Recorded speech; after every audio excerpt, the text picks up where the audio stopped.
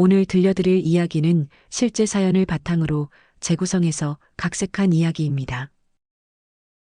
아내가 죽은 지 1년이 지났다. 정확히는 1년 하루가 지났다는 사실을 나는 알고 있었다.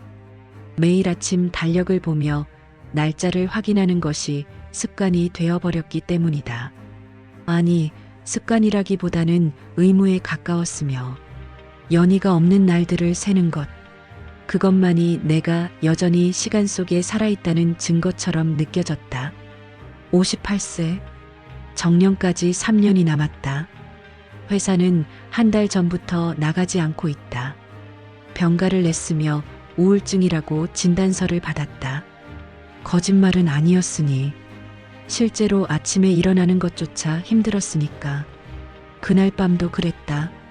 퇴근 시간이 한참 지난 밤 10시쯤 나는 집 앞 계단에 앉아 있었다.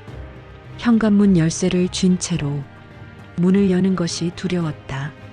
문을 열면 어둠이, 정적이, 그리고 연희의 부재가 나를 삼킬 것 같았기 때문이다.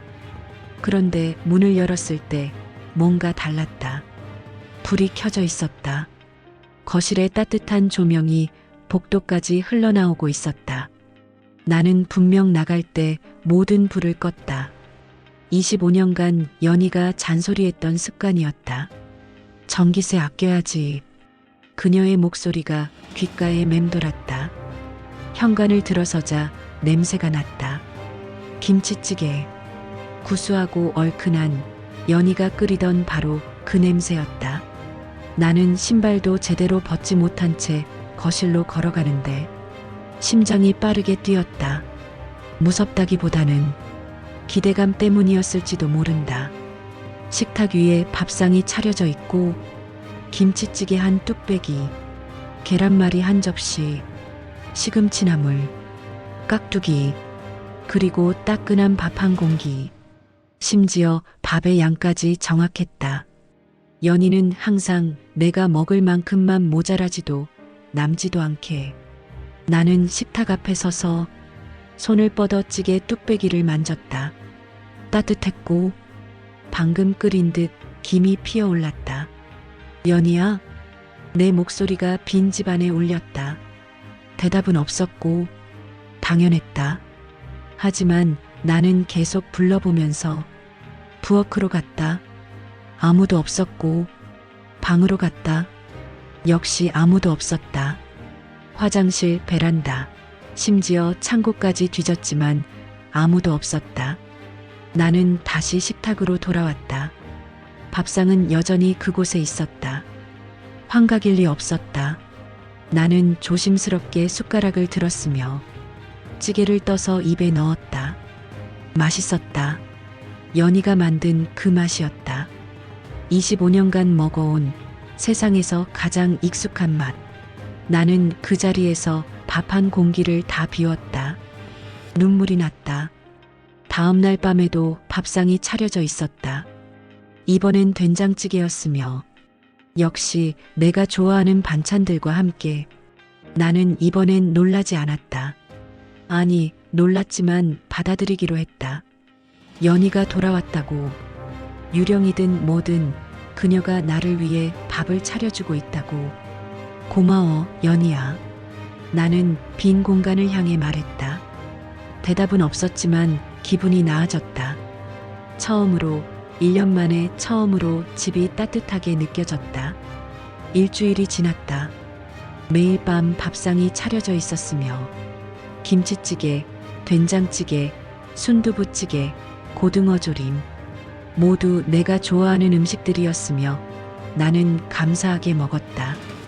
혼자 먹는 밥이지만 누군가 차려준 밥이라는 사실만으로도 위로가 되었다. 하지만 2주가 지날 무렵부터 뭔가 이상한 점을 느끼기 시작했다. 매일 밤 정확히 새벽 2시에 눈이 떠졌다. 처음엔 우연이라 생각했다. 나이가 들면 잠이 얕아진다고 하니까. 하지만 일주일 내내 한치의 오차도 없이 새벽 2시 정각에 눈을 뜬다는 것은 이상했다. 마치 알람이라도 맞춰놓은 것처럼. 눈을 뜨면 몸이 저절로 일어났다. 의지와 상관없이. 그리고 나는 어둠 속에서 거실로 걸어갔다. 식탁으로 향했다. 거기엔 항상 밥상이 차려져 있었다. 따뜻했다. 방금 차린 듯이. 어느 날 밤 나는 일부러 새벽 2시 전에 깨어있기로 했다. 밥상을 차리는 연희를 보고 싶었다. 1시 30분쯤 거실 소파에 앉아 식탁을 지켜보았다. 1시 45분. 아무 일도 일어나지 않았고 1시 55분. 여전히 식탁은 비어 있었으며 1시 59분. 나는 시계를 응시했다. 그리고 2시 정각. 눈을 깜빡이는 순간 밥상이 차려져 있었다. 설명할 수 없었고 시간이 건너뛴 것 같았다. 아니, 내가 의식을 잃었던 걸까? 하지만 나는 분명 깨어 있었다. 눈도 깜빡이지 않으려 애썼는데 손을 뻗어 찌개를 만졌다. 역시 따뜻했다. 그때 뒤에서 소리가 들렸다. 오늘은 같이 먹자. 연희의 목소리였다. 나는 뒤를 돌아보지 못했다. 돌아보고 싶었는데 1년 만에 듣는 아내의 목소리였으니까. 하지만 몸이 굳어버렸다. 무서워서가 아니고 돌아보면 그녀가 사라질 것 같았기 때문이다. 목소리마저 환청이 되어버릴 것 같았기에. 연희야, 정말 너야? 내 목소리는 떨렸다. 먹어요. 식기 전에. 그녀는 다른 말은 하지 않았고 나는 천천히 숟가락을 들었다. 밥을 먹으면서 눈물이 흘렀으며 등 뒤에서 연희의 기척이 느껴졌다. 숨소리는 들리지 않았지만 그녀가 거기 있다는 것을 알 수 있었다. 맛있어. 역시 내가 차린 밥이 제일 맛있어. 대답은 없었지만 공기가 조금 따뜻해진 것 같았다. 다음 날부터 나는 매일 밤을 기다렸다. 새벽 2시를 그 시간이 되면 연희의 목소리를 들을 수 있었으니까. 비록 짧은 한마디뿐이지만 그것만으로도 충분했다. 회사에서 전화가 왔고 안 받았다. 이정아한테서도 연락이 왔다. 여러 번. 나는 모두 무시했다. 그녀의 이름을 보는 것조차 싫었다. 왜냐하면 연희 때문이었다. 한 달쯤 지났을 때였다. 아침에 세수를 하다가 거울을 보았다. 그런데 뭔가 이상했다. 내 얼굴이 흐릿했다. 초점이 안 맞는 것처럼 윤곽선이 번져 보였다. 눈을 비비고 다시 봤다. 여전했다. 안경을 벗었다 다시 썼는데 똑같았다. 거울을 닦아봤다. 거울은 깨끗했다. 문제는 거울이 아니라 나였다. 손을 들어 올렸다. 거울 속 손이 움직였다. 하지만 가장자리가 희미했다. 마치 오래된 사진처럼 색이 바래 보였다. 피곤해서 그런가 체중계에 올라갔는데 숫자가 뜨지 않았다. 고장인가 싶어 다시 내렸다가 올라갔다. 여전히 아무것도 표시되지 않았다. 아무것도. 그날 이후로 더 많은 것들이 이상해졌다. 밥을 먹어도 배가 고팠다. 아니, 정확히는 배가 고픈지 안 고픈지 느껴지지 않았고 밥을 먹었다는 사실은 기억하는데 먹었다는 감각이 없었다. 마치 꿈에서 밥을 먹는 것처럼. 물을 마셔도 목이 말랐다. 아니, 말랐던 것 같았다. 물을 한 컵 마셨는데도 여전히 목이 말랐다. 아니, 목이 마른 건지도 잘 모르겠고 그냥 뭔가 비어있는 느낌만 있었다.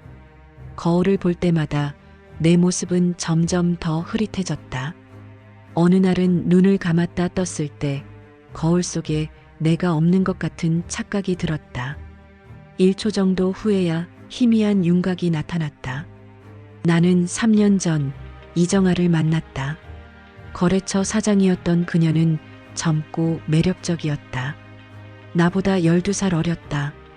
처음엔 업무적 만남이었고 저녁 식사, 골프, 술자리. 그러다가 선을 넘었다. 연희에게는 말하지 않았다. 거래처 접대야. 야근이야. 출장 가야 해. 거짓말은 쉬웠다. 연희는 의심하지 않았다. 단 한 번도. 그게 더 괴로웠을지도 모른다. 그녀의 믿음이, 순진함이 내 죄책감을 더 무겁게 만들었으니까. 그리고 1년 전 그날, 연희가 내 차에서 귀걸이를 발견했다. 이정아의 것이었다. 향수 냄새도 남아 있었다. 나는 그날 밤 집에 가지 않았고, 이정아와 호텔에 있었다. 휴대폰이 울렸다. 연희였고, 받지 않았다. 다시 걸려왔고, 또 받지 않았다. 문자가 왔다. 언제 와요? 읽었지만 답장하지 않았다. 자정이 넘어 다시 문자가 왔다. 밥 차려놨어요. 당신 좋아하는 거. 새벽 1시. 기다리고 있어요. 새벽 2시. 괜찮아요. 천천히 와도 돼요. 나는 그 문자들을 지금도 기억한다. 왜냐하면 그게 연희가 내게 보낸 마지막 말들이었기 때문이다. 새벽 4시에 집에 도착했다. 식탁에 밥상이 차려져 있었다. 하지만 차가웠다. 김치찌개는 굳어 있었고 계란말이는 식어 있었다. 그리고 연희가 식탁에 쓰러져 있었다. 심장마비. 새벽 2시경 사망 추정. 식탁 위에 메모가 있었다. 연희의 글씨로. 기다렸어. 단 4글자. 그게 전부였다. 초인종이 울렸다. 나는 깜짝 놀랐다. 새벽 2시에 누가 올 리 없었다. 하지만 초인종은 계속 울렸다. 나는 현관으로 갔다. 인터폰을 확인했다. 이정아였다. 현수 씨, 현수 씨. 그녀가 문을 두드렸다.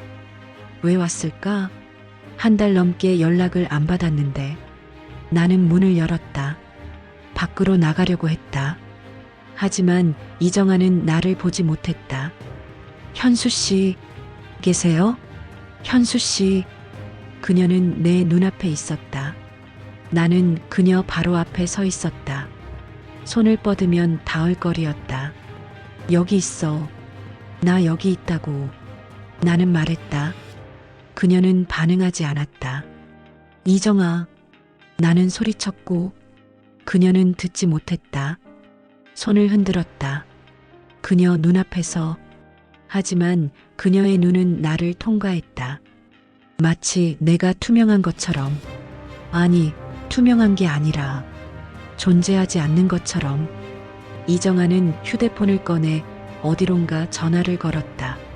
여보세요? 경찰서예요? 박현수 씨 집인데요. 1달 넘게 연락이 안 돼서요. 나는 뒤로 물러났다.